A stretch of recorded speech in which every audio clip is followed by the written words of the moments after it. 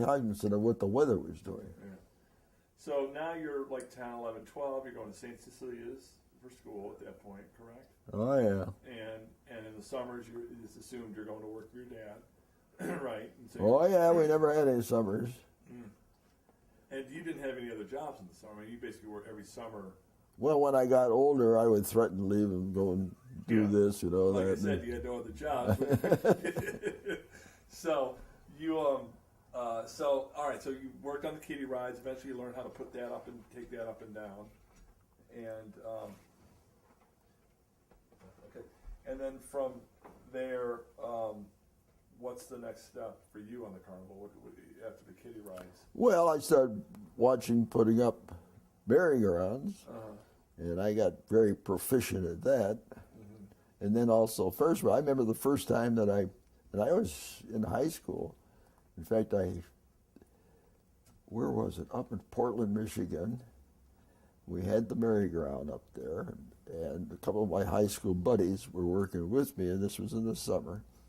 And we had put the merry-go-round up, and it was the end, and my dad was supposed to send a crew out, Shoopy in his truck and whatever, and another guy to take the Ferris wheel down.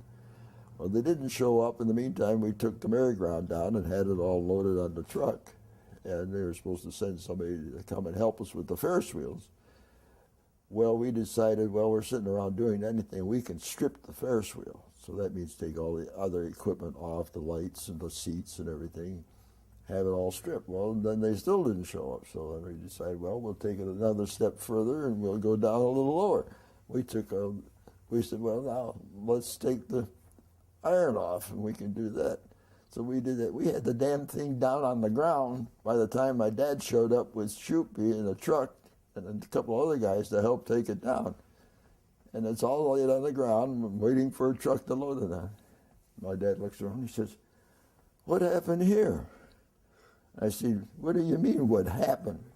We took it down, that's what happened." He said, "You mean to say you took the well?" I said, "Yeah, you think we are dummies?"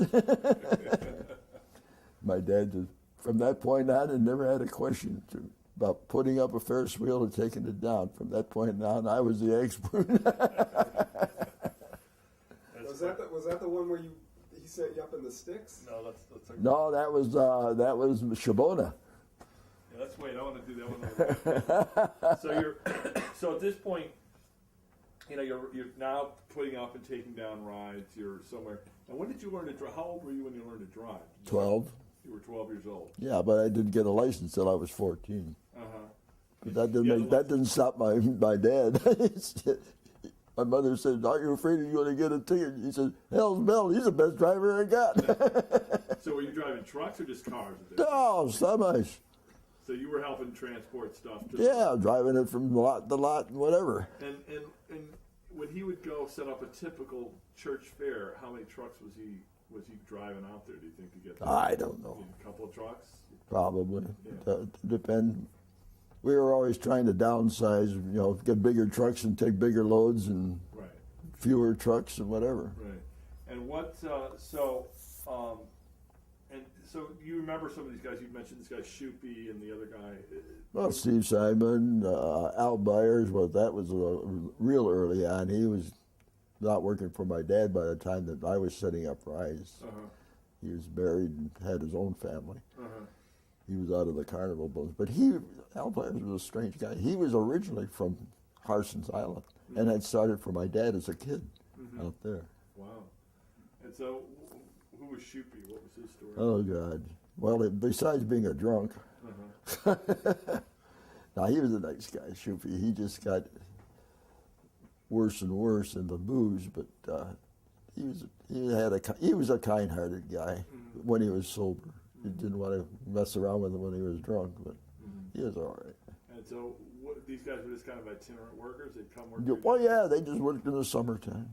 And then they'd go do whatever in the winter? Yeah, the guy was Fat Postlethwaite, and he and Snyder, they were a couple of guys. Postlethwaite finally went in the carnival business on his own. Big guy, but it started as a 17-year-old kid working for my dad. Snyder was another young guy, and I can remember going to Florida in the fall after the carnivals, and I put nails under their tires. They had a little Model A, and I didn't want them to leave. They put nails on there, and they told me afterwards they had 4 flat tires on the way down. And I said, oh, it's too bad. How old were you when you did that? Oh, I don't know, just a kid. I'll answer for that in the afterlife. So you like these guys? I mean, did you like hanging with them? Were they Oh, yeah, but they tell you a lot of stories and whatever. and they were all kind of Detroiters for the most part? Yeah, well, they were some of them like they came from, like Shoopy came from somewhere in Pennsylvania. Steve Simon came. He started working in the coal mines, and my dad had the Carnival down there with zucchini shows. He went to work for my dad on the zucchini shows. He was only 17 years old. What are the zucchini shows? Well, that was the name of a group that leased the rides. They were running. They had their own carnival called Zucchini. You remember reading about firing the cannon with a guy in it over a Ferris wheel? That was the Zucchinis that had the cannon. And they developed that thing. They decided to have their own carnival. And when they rented my dad's equipment, and my dad would put it on, and he would sell tickets for it and everything, and then they worked on a percentage basis. But then they fired the cannon with a couple of guys over my dad's Ferris wheels. That was the closing act of each night. And so this was where that's done in Pennsylvania. So how far? Yeah, they were in Pennsylvania. They traveled all over. Yeah. So how far did your dad wind up traveling? Basically, he started out at one time, and this was way before I got involved. He was in Canada and in Ohio, that area, Indiana. And then he's gradually, as the economics and the Depression came out, he gradually shrunk it down where we were operating just basically out of Michigan. In we had 3 units. We had the one unit that traveled to churches in Detroit area, one that would cover the fairs in Michigan, and the one that would do homecomings and American Legion, that type of thing.